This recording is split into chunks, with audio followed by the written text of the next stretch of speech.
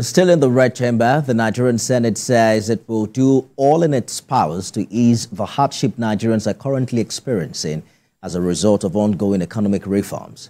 And this is as the upper legislative chamber assured that it will thoroughly scrutinize the expected 2025 appropriation bill to ensure it reflects the true yearnings of Nigerians. Lawmakers are back to work as they roll up their sleeves, ready to begin legislative activities. Setting the tone for the coming days, the President of the Senate notified his colleagues that it may not be business as usual, as there is need for better synergy between all arms of government to ensure it delivers good governance to the people, while assuring Nigerians that despite the hardship, the government has their best interest at heart, and some of these efforts are starting to yield positive results. We must be tireless in our pursuit of those policies that promote economic stability, enhance security, foster social justice.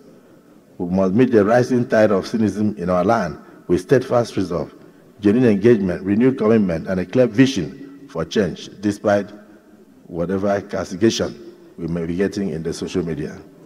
After reading out several letters from President Tinubu, the Senate observed a minute of silence in honor of their late colleague, Senator Ifeanyi Ubah, and suspended plenary sitting to the next legislative day in line with its tradition.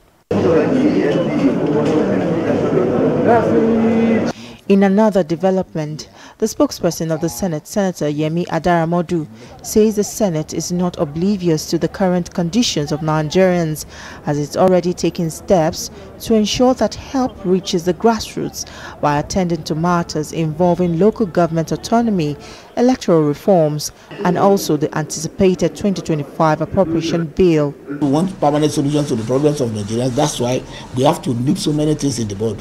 We have to make sure that even through legislation, that there is going to be a very little hole for anybody to manipulate and to maneuver against the wish and the will of Nigerians. The lawmaker representing Abia North, Senator Uzo Kalu, while addressing journalists, has also charged President Tinubu to take drastic actions in addressing the hardship felt across board. There's hardship, but I appeal to federal government, I appeal to the president to know how he can bring succor quickly. As the Senate resumes legislative activities, it has committed to prioritize matters that will ease the hardship of citizens as it anticipates the presentation of the 2025 appropriation bill by President Tinubu, which it hopes will reflect the true needs and demands of the Nigerian people. TVC News, Abuja. Let's turn now to the Green Chamber. The House of Representatives resumed for legislative plenary at the end of its annual vacation, which began in July. But it adjourned legislative activities to Wednesday in honor of Senator Ifeanyi Ubah, who died during the holiday. National Assembly correspondent Joke Adisa reports. We beseech thee to inspire and guide all our counsels and actions. After more than 8 weeks of its annual vacation, lawmakers are back on their turf for plenary and other legislative activities. Happy to see one another again, lawmakers exchange pleasantries after weeks of recess. The Speaker reads a letter from President Bola Tinubu requesting approval for a supplementary budget for the Federal Capital Territory Administration. This supplementary budget proposal has been prepared on the basis of the FCT's reviewed revenue and expenditure forecast, and is aligned with the fiscal and developmental policies of the federal government and the renewed hope agenda. With it, the FCTA continues to prioritize improvement of human capital and infrastructure within the Federal Capital Territory. May his soul rest in peace. In line with the tradition, the House observes a minute of silence to honor a member of the Senate, Ifeanyi Ubah, who died during vacation. Senator Ubah represented Anambra South and was known for his contributions both in the Senate and as a businessman. As the founder of Capital Oil and Gas, he played a key role in the petroleum sector, helping to stabilize fuel supply and bring innovation to the industry. Senator Ifeanyi Ubah reportedly died of cardiac arrest in London on the 27th of July. The House thereafter adjourned sitting to Wednesday, when full plenary session is expected to begin. Joke Edsa, TVC News, Abuja.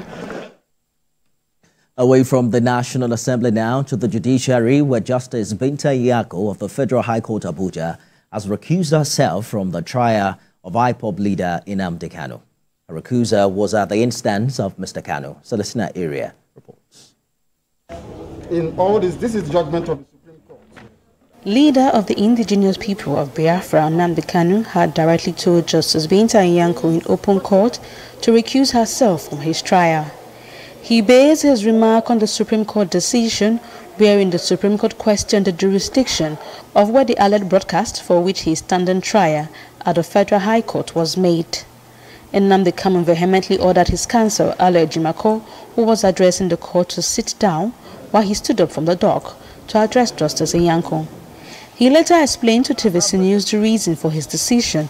He says he has no confidence in the court. Justice Binta to recuse herself. Yes. Do you have that time on your hands for the case to go to the CEJ for it to be reassigned to another judge?